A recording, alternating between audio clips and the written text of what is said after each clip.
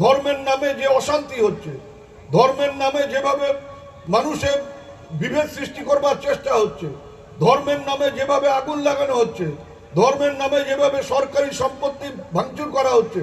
কোন সম্পত্তি ভাঙচুর করা হচ্ছে? যে সরকারের এই বিলের সাথে কোনো সম্পর্ক নেই, যে সরকার এই বিল আনেনি বরঞ্চ বিরোধিতা করেছে, সেই সরকারের সম্পত্তি নষ্ট করা হচ্ছে। মানে আমাদের প্রত্যেকের যে ট্যাক্সের টাকা সেটাকে নষ্ট করা হচ্ছে। দুটো যে মূল ধর্ম আমাদের রাজ্যে, সেই ধর্মের মাথারা অনেকে এর সাথে জড়িয়ে পড়ছেন। অর্থাৎ উভয় ধর্মের মৌলবাদী শক্তি তারা নিজেদের স্বার্থে ধর্মের নামে মানুষে মানুষে ভেদাভেদ সৃষ্টি করবার চেষ্টা করছে। আজকে আমাদের রাজ্যের মাননীয় মুখ্যমন্ত্রী গভীর উদ্বেগের সাথে, আশঙ্কার সাথে তিনি একটি পোস্ট করেছেন। সবাই সেই পোস্টটা দেখবেন, সেটাকে শেয়ার করবেন। তিনি উদ্বেগ প্রকাশ করেছেন, আশঙ্কা প্রকাশ করেছেন যে এই রাজ্যে নানাভাবে চক্রান্ত চলছে, যে কি করে এই সরকারকে কালিমালিপ্ত করা যায়, কি করে এই সরকারকে মানুষের চোখে খালি ছোট করা যায়। আমরা আমাদের রাজ্যের মাননীয় মুখ্যমন্ত্রী বারবার বলেছেন যে আমাদের সরকার, আমাদের রাজ্যের মাননীয় মুখ্যমন্ত্রী, আমরা এই যে ওয়াকফের যে সংশোধনী বিল তার ঘোরতর বিরোধী। এবং এই তুমি রাখো না এখন, এবং কোনো অবস্থাতেই আমাদের এই রাজ্যের সরকার এই ওয়াকফের সম্পত্তিতে কোনো হস্তক্ষেপ করতে দেবে না।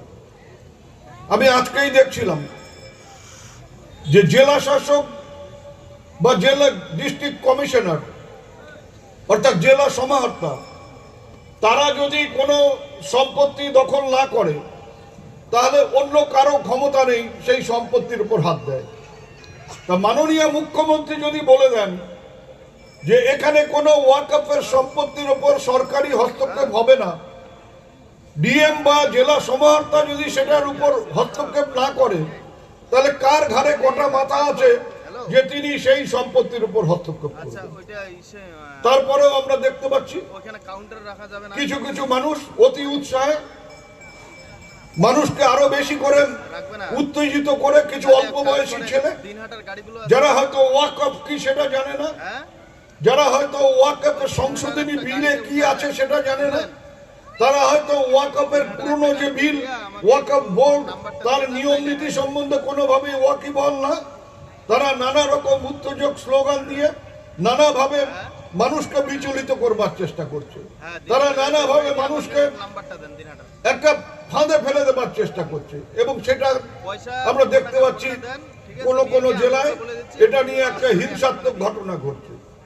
আমি ইসলাম ধর্মে বিশ্বাস করেন যারা, তাদেরও বলবো যে আমরাও আপনাদের পাশে আছি। ওয়াকফের এই সম্পত্তি তার উপর হস্তক্ষেপ করা, ওয়াকফ বোর্ডে অন্য ধর্মের মানুষকে সামিল করা, এর বিরুদ্ধে আমরা